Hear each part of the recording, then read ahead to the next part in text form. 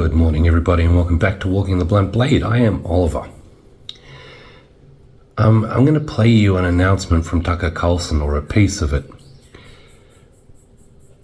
because again, I think people need to be aware how the world is working and truly works. I love Tucker Carlson. I love a lot of people. That doesn't mean that I blindly believe every word that drops out of his mouth. But there are people like Tucker Carlson, Candace Owen, Piers Morgan, Louis Theroux, Michael Moore, to name a few, that try to allude simply that there's something wrong. And the biggest thing I feel is wrong, at the risk of offending everyone, is that no one's really paying attention. People have very short memories.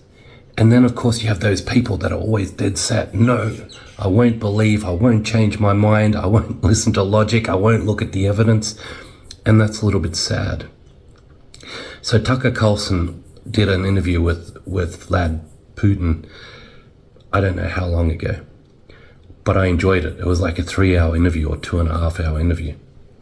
It was very interesting listening to someone who's very obviously more intelligent than Australian politicians, and American politicians for that matter, speak. So I'm simply, not getting paid for it, advertising that we need to watch this next interview with Tucker Carlson. It's really important for people that don't understand how the world works. Good morning, everybody. In the week since we left Russia, Moscow, where we are now, in February after interviewing Vladimir Putin, we've watched from the United States as the Biden administration has driven the U.S. ever closer to a nuclear conflict with Russia, the country that possesses the world's largest nuclear arsenal. It has accelerated ever since, and it's reached its apogee so far in the weeks after Trump's election. He's now the president-elect. In that time, just a few weeks ago, the Biden administration, American military personnel, launched missiles into mainland Russia and killed at least a dozen Russian soldiers. So we are, unbeknownst to most Americans, in a hot war with Russia, an undeclared war, a war you did not vote for and that most Americans don't want, but that is ongoing. And because of that war, because of the fact that the U.S. military is killing Russians in Russia right now, we are closer to nuclear war than at any time in history.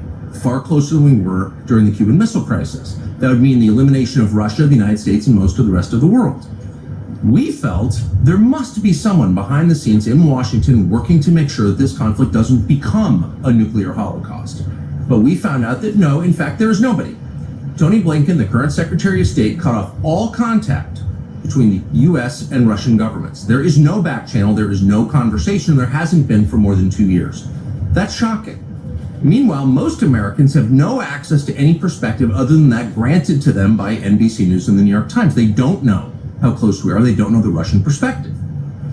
We've been trying for over a year to get that perspective out to American news consumers. We've also tried for over a year to get an interview with Zelensky, the president of Ukraine. We've attacked that from a bunch of different angles. We've spoken to a lot of different people around him, had dinner with them. We've been in talks continuously, and those efforts have been thwarted by the U.S. government. The American embassy in Kiev, which our tax dollars pay for, told the Zelensky government, no, you may not do the interview.